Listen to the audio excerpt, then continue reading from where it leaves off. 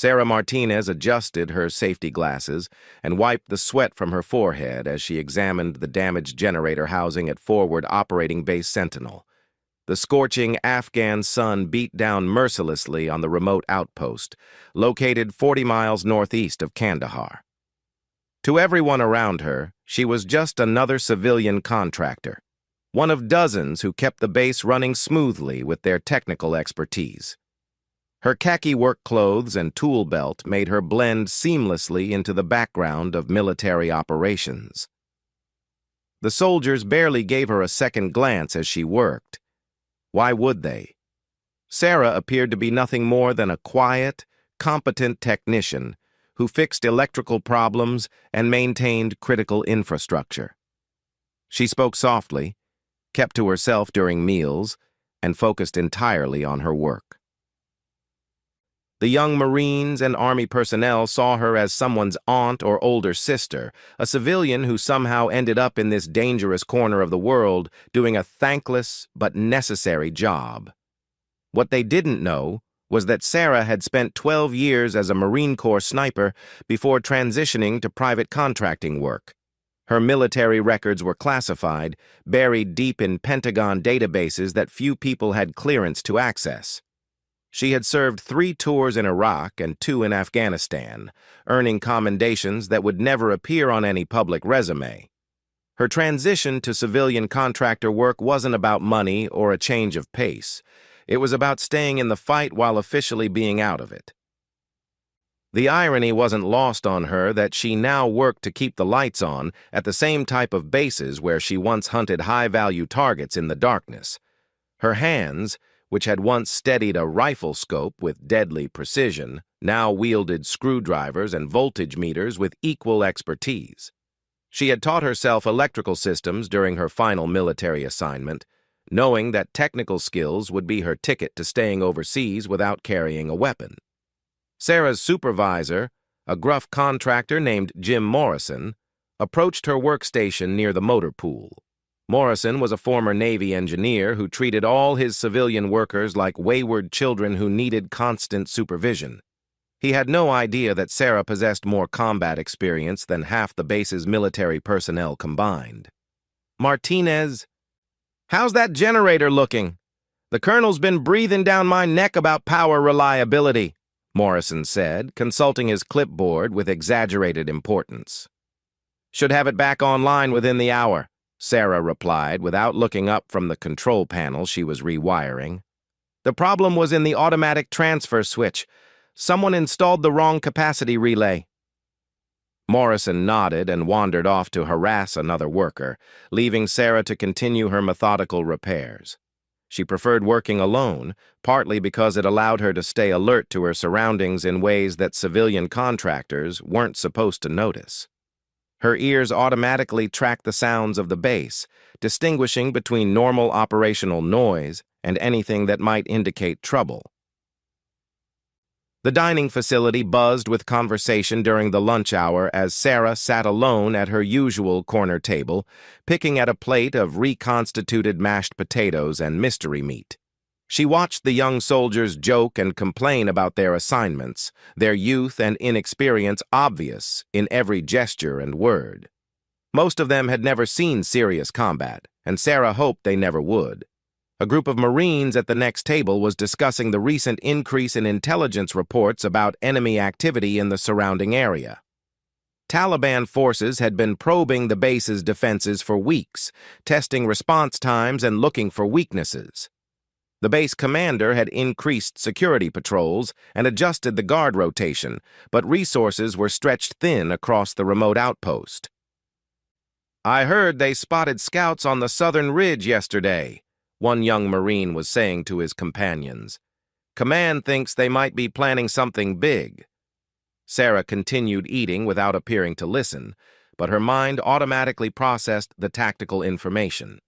She knew the terrain around the base better than most of the current military personnel, having studied it extensively during her previous deployments.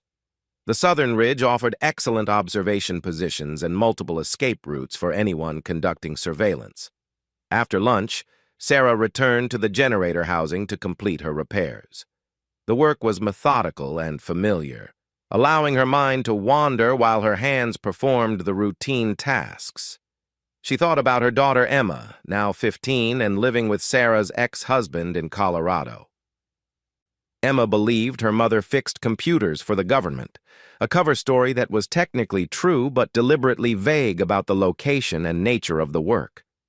The afternoon heat was becoming unbearable when Sarah finally restored power to the backup generator system. She ran through the startup sequence twice to ensure everything was functioning properly, then gathered her tools and headed back toward the maintenance building. The base seemed quieter than usual, with most personnel seeking shade during the hottest part of the day. As she walked past the communications center, Sarah noticed increased radio chatter through the open doorway. The duty operators seemed more focused than usual, and she could hear fragments of reports about movement in the hills surrounding the base.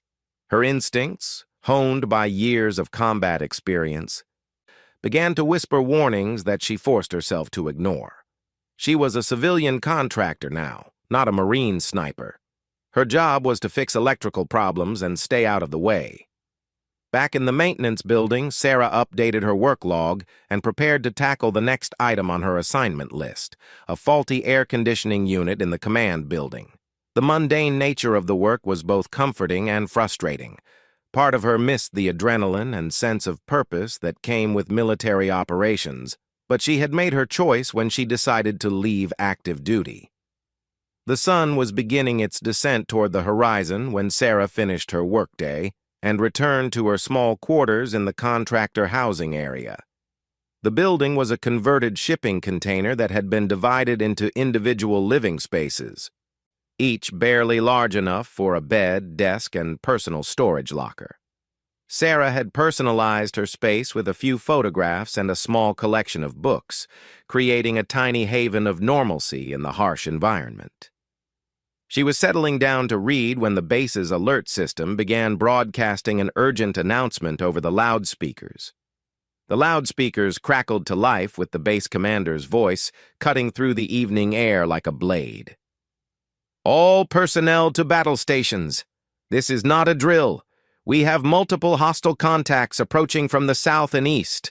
Civilians report to designated safe areas immediately." Sarah was on her feet before the announcement finished, her body responding to the familiar cadence of combat alerts with muscle memory that 12 years of civilian life couldn't erase.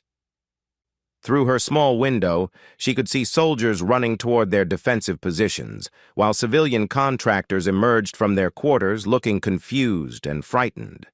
The tactical situation became clear within moments, as automatic weapons fire erupted from multiple directions around the base perimeter. This wasn't a probing attack or random harassment. The coordination and timing suggested a well-planned assault designed to overwhelm the base's defenses. Sarah estimated at least 40 attackers based on the volume and pattern of incoming fire. While other contractors huddled in the designated safe room, Sarah found herself moving in the opposite direction.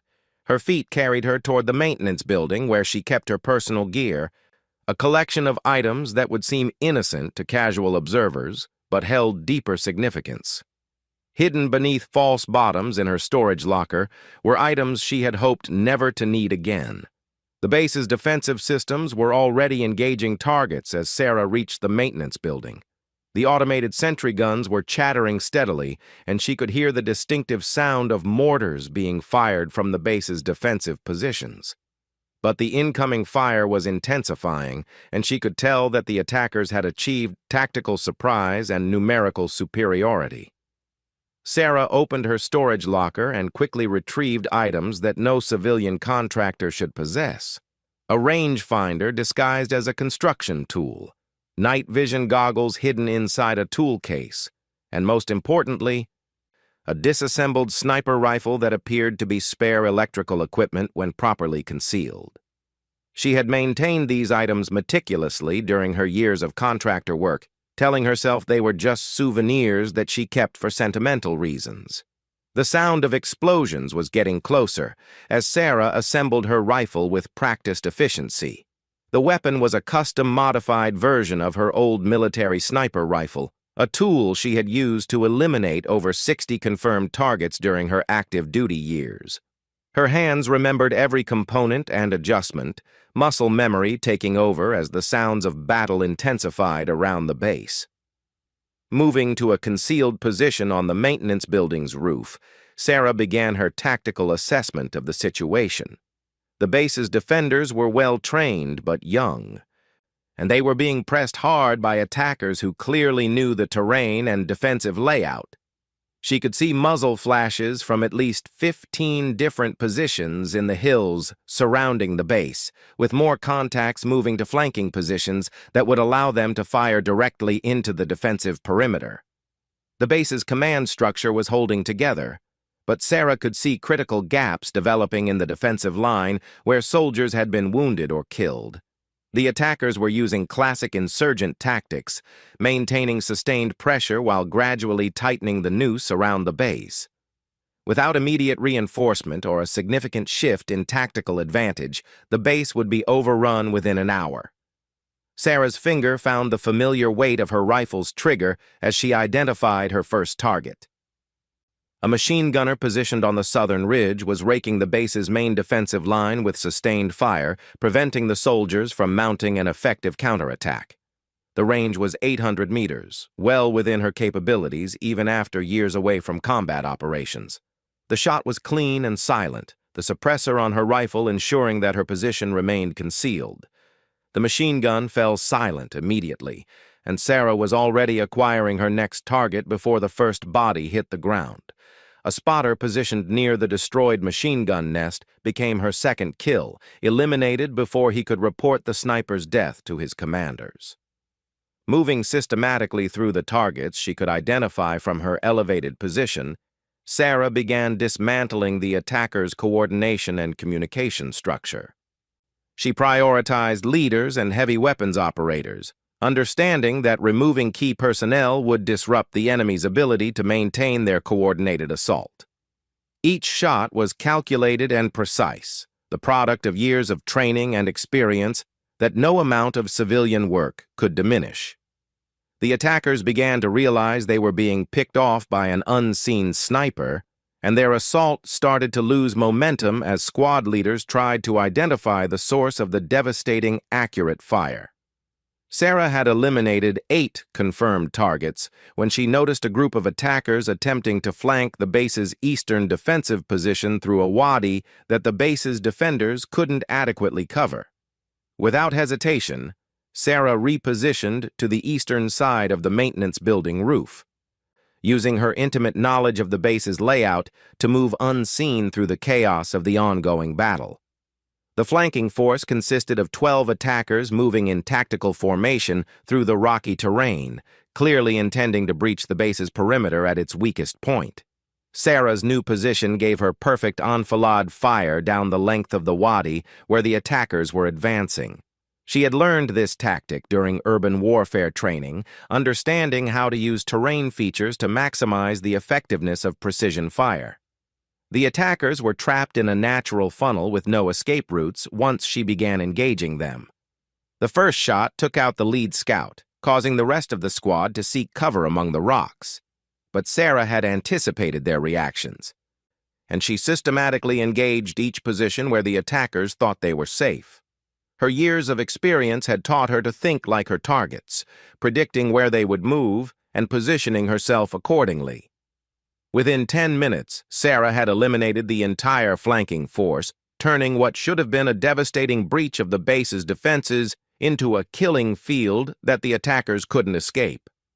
The base's defensive systems were beginning to gain the upper hand as the coordinated assault fell apart under the pressure of losing key personnel and tactical advantages.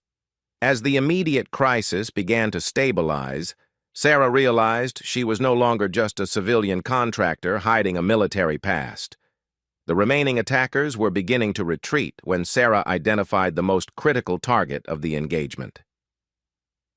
Through her rifle scope, she could see a man in tactical gear directing the withdrawal from a commanding position on the northern ridge. His equipment and positioning marked him as the operations commander, and eliminating him would ensure the attackers couldn't regroup for another assault. The shot required every skill Sarah had developed during her military career. The range was over 1,000 meters, and the target was partially concealed behind rocky terrain that provided natural cover. Wind conditions were challenging, and the fading light made target identification difficult. But Sarah had made similar shots under worse conditions during her deployment years, and her muscle memory guided her through the complex calculations required for extreme long-range precision fire. The commander dropped immediately, and Sarah watched through her scope as the remaining attackers abandoned their organized retreat and fled in panic across the rocky hills. Without leadership and having lost over half their force to her precise intervention, the assault had collapsed completely. The base's defenders were already moving to secure the perimeter and tend to their wounded comrades. Sarah quickly disassembled her rifle and concealed the components before making her way down from the maintenance building roof. The battle was over, but she knew that her actions would have consequences that extended far beyond the immediate tactical victory.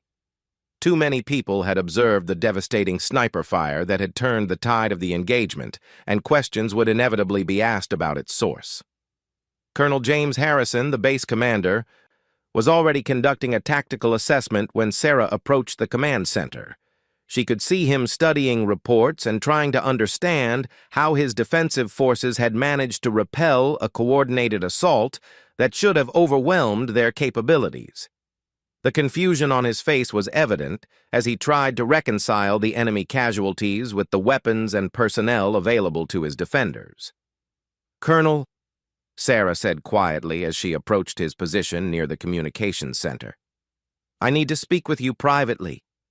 Harrison looked up from his reports with surprise, having barely noticed the civilian contractor during the months she had worked at the base. His expression showed mild irritation at being interrupted during such a critical moment, but something in Sarah's demeanor made him reconsider his initial response. "Ma'am, this really isn't the time for maintenance reports or equipment issues," Harrison replied, his voice showing the strain of the recent combat engagement. "Whatever needs fixing can wait until morning." Sarah met his gaze steadily and spoke in a voice that carried unmistakable authority despite her civilian clothes and contractor status. "Sir, I'm the sniper who eliminated 20 hostiles during the engagement. We need to discuss how you want to handle this situation." The colonel's expression changed dramatically as he processed her words. His eyes moved from her face to her hands, noting calluses and scars that he had never noticed before. The quiet contractor who had fixed generators and air conditioning units suddenly appeared completely different, her posture and bearing revealing military training that had been hidden beneath years of civilian cover. 20 confirmed kills?" Harrison asked, his voice dropping to ensure their conversation remained private. "You're telling me that a civilian electrical contractor just single-handedly broke up a coordinated assault on my base?" Sarah nodded once, her expression remaining neutral despite the magnitude of what she was revealing. "Former Marine Corps sniper, 12 years active duty with multiple combat deployments. I transitioned to contractor work 3 years ago, but maintained my equipment and skills. The enemy force was approximately 40 strong with excellent tactical coordination. I engaged priority targets to disrupt their command structure and eliminate their tactical advantages." The colonel was quiet for several moments as he absorbed the implications of her revelation. The official reports would show that his base had successfully repelled a major assault with minimal casualties, but the real story would raise questions that neither of them was prepared to answer through normal military channels. "What's your real name and classification level?" Harrison asked, his voice taking on the tone he used for sensitive operational discussions. "Sarah Martinez, former gunnery sergeant, United States Marine Corps. My service records are classified above your clearance level, sir." I have contacts at the Pentagon who can verify my credentials and discuss appropriate next steps for this situation. Harrison studied her carefully, seeing the woman he had barely noticed transformed into a highly trained military professional whose presence at his base was clearly not coincidental. The pieces of a larger puzzle were beginning to form in his mind, but he understood that some answers would have to come through channels that existed far above his operational level.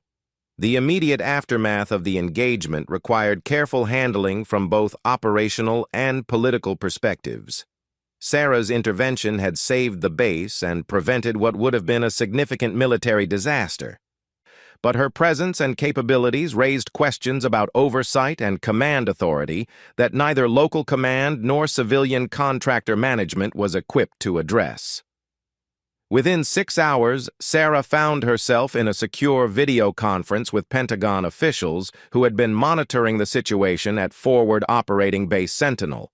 Her cover as a simple civilian contractor was permanently blown, but her actions during the engagement had demonstrated capabilities that made her too valuable to simply send home. The conversation with Washington was brief and professional, conducted by military intelligence officers who clearly knew more about her background and current assignment than the base commander did. Sarah learned that her placement at the base had not been entirely coincidental, and that certain elements within the military hierarchy had been expecting exactly the type of situation that had just unfolded. "Your assignment is being modified effective immediately," the intelligence officer informed her through the encrypted video link. "You'll be transitioning from contractor status to a special advisory role that provides appropriate operational authority for your skill set. The cover story for local personnel is that you're being reassigned due to exceptional performance during the recent engagement." 3 days later, Sarah Martinez officially became a Department of Defense civilian advisor with security clearances and operational authority that matched her actual capabilities. Her quarters were moved to the military section of the base, and her tool belt was replaced with military equipment, appropriate for her new role. The young soldiers who had barely noticed her before now looked at her with a mixture of awe and respect, understanding that the quiet contractor who had fixed their generators was actually one of the most dangerous individuals on the base. The story of her intervention during the assault spread quickly through the ranks, growing in the telling until she became a legend among personnel who had witnessed the aftermath of her precision fire. Sarah's daughter Emma received a carefully worded letter explaining that her mother's job responsibilities had expanded and that communication would be more limited for security reasons. The cover story remained technically accurate while concealing the fact that Sarah Martinez had returned to the war in an official capacity after 3 years of unofficial preparation. Standing on the base perimeter as the sun set over the Afghan mountains, Sarah reflected on the strange path that had brought her back to active military operations. She had spent years trying to leave the war behind, only to discover that the war had never really left her. The tools and training that had defined her military career remained as sharp as ever, waiting for the moment when they would be needed again. The attack on Forward Operating Base Sentinel had ended with 20 hostile casualties and 0 friendly losses, a tactical victory that would be studied and analyzed by military professionals for years to come.